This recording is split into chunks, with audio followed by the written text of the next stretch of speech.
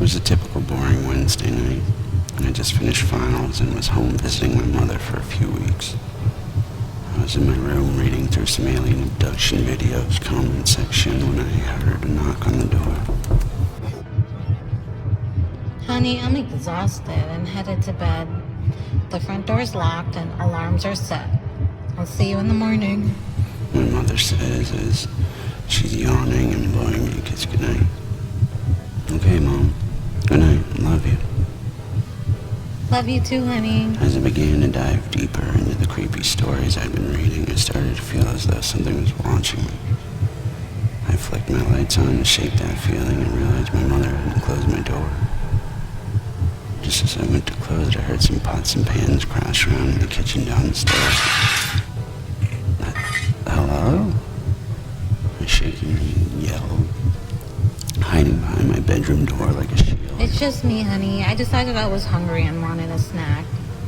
My mother replied. I hadn't heard her walk down the hallway or stairs, which is impossible to miss because of the creaking old wood floors. Strange. I said to myself, feeling like maybe I should stop reading so much weird stuff. Just as I was getting ready to call it a night, I hear the fire alarm go off in the kitchen, and a loud crash and some glass breaking. Mom, are you alright? I yelled, running down towards the stairs, just to see the door in our kitchen swing open and my mother run outside. I burnt some popcorn. It's fine, honey. Go back to sleep. She yelled back. Are you sure?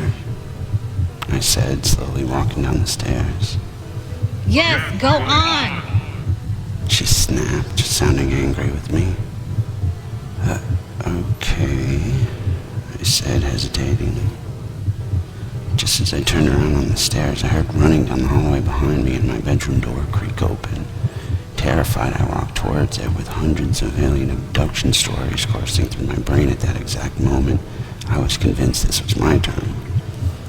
I slowly turned the handle of my bedroom door and pushed it open. I briefly see my mother standing in the middle of my room, holding her finger over her mouth, signaling, "Don't say anything." Just as I try to make sense of what's happening, the power cuts out. My mother runs to me and grabs me tight. Just as she does, the third crash in the kitchen happens, then footsteps coming up the stairs, sounding as if they were heavy enough to crush the wood they're made of. Honey, honey, honey. My mother's voice boomingly screams towards us. She squeezes me tight and whispers in my ear, terrified. We have to get out of here, but look. She points out the window, and to my absolute horror, I start to see myself. What the fuck? I choke out as I make eye contact with myself, my heart pounding out of my chest. The handle on my bedroom door begins to shake violently, then suddenly stop. My mother crying, terrified behind me as I stand in her way to protect her. And then it became unnervingly silent. My phone buzzed in my pocket, snapping me back to the reality that I could call for help.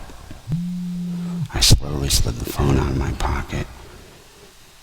As I do, I feel my mother's grip on my sleeve behind me start to tighten, as if she'd seen something in the room with us. I look down at the phone and read the message.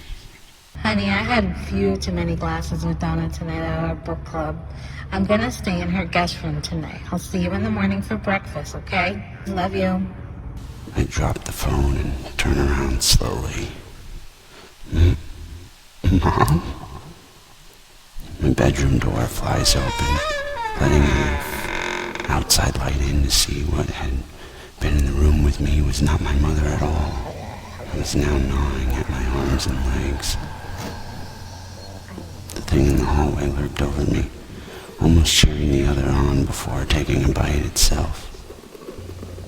As I lay there being snacked on, I see the other version of myself slowly walk in and bend down and make eye contact with me again.